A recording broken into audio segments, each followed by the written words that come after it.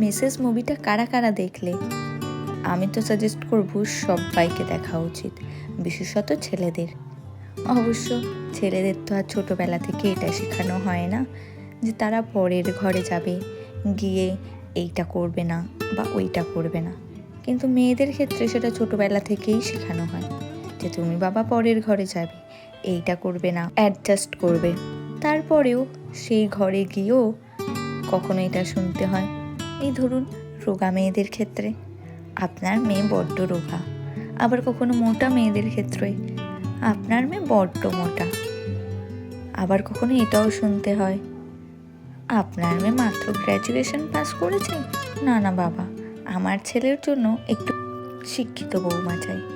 আবার বেশি শিক্ষিত হয়ে গেলেই বলবে, বাবা বউটা একটুও সংসারী নয়। আবার ধরুন শ্বশুরবাড়িতে কিছু না পারলে তখন বলবে, তুমি কিছুই শিখে আসোনি। আগেকার দিনে হতো সবাই মুখের ওপর বলতো, কিন্তু এখন তো মডার্ন যুগ, এখন কেউ মুখের ওপর বলে না, সবাই হাসতে হাসতে টোকা দেয়। সে যতই এখন সবাই অস্বীকার করুক, আজ না হলেও কাল সব মেয়েকেই এটা ফেস করতে হয়। আর প্যাশন নিয়ে নাই বা বললাম, বৌমার প্যাশনটাই যখন কাজে পরিণত হয় তখন অনেকেরই খারাপ লেগে যায়। যেমন কেউ ডান্সার হলে, সে নাচ করতে ভালোবাসলে নাচ শেখানোটা অপরাধ।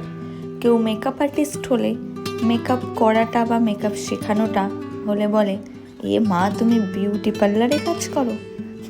এসব তো চলেই আসছে। অথচ দেখুন, একটু লক্ষ্য করলেই দেখা যাবে তারাই তাদের ছেলেমেয়ের প্যাশনটা খুব খেয়াল রাখেন।